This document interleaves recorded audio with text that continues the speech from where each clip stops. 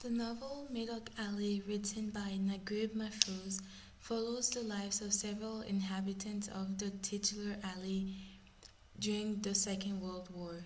The novel shows and illustrates the living conditions, attitudes, and intertwined relationships of each character as they live day by day in the pursuit of happiness. The themes revolving around the book are marriage, gender roles, jealousy, and religion. As mentioned earlier on, the book is set during World War II. As a result, the traditional gender roles to which people were familiar to began shifting. Having men, in other words, husbands, brothers, and fathers at war, left the women no choice other than starting to look for work in order to provide for their families. So women now had more rights. In that way, we, the readers, see a shift in the gender role. One main example of this is Hamida's factory girls. Women in the Egyptian society were known to be very submissive and men to be the dominant ones. As we read further into the book, it is shockingly revealed that these roles are reversed. An example of this is Husniya, the bakeress who beats her husband. Another example is Mrs. Kershaw, who is known to have a strong temper and often fights with her husband. Contrary to the story in the book, Egyptian women had very little rights.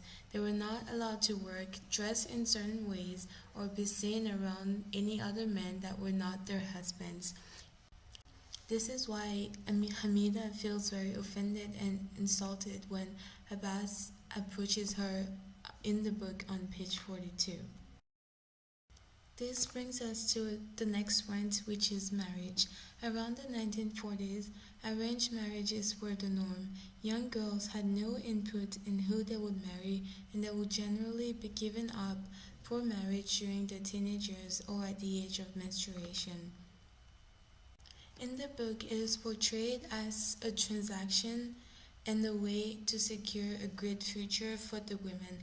As a result, we see Hamida, who dedicates her life to being a marriage broker and often boasts and takes pride in her work.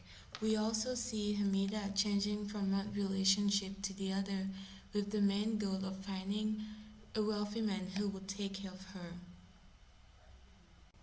Prior to this, however, we see in chapter 3 an unpleasant and yet ironic comment from Hamida to her daughter Hamida about marriage. She states, "How sorry I am for an unlucky young woman like you who can't find anyone to ask her for her hand." Hamida here is shown to be troubled and regretful for the fact that Hamida isn't married. Hamida herself, however, does not seem to be troubled by her status. Other than a suitable husband and motherhood, Hamida longed for other things such as power, money, accessories, or distinctive clothes. Her character is shown to be somewhat rebellious and in a way what will be called a feminist in modern day language. Since marriage was believed to be the only choice for the women, everything else was ruled out from their lives.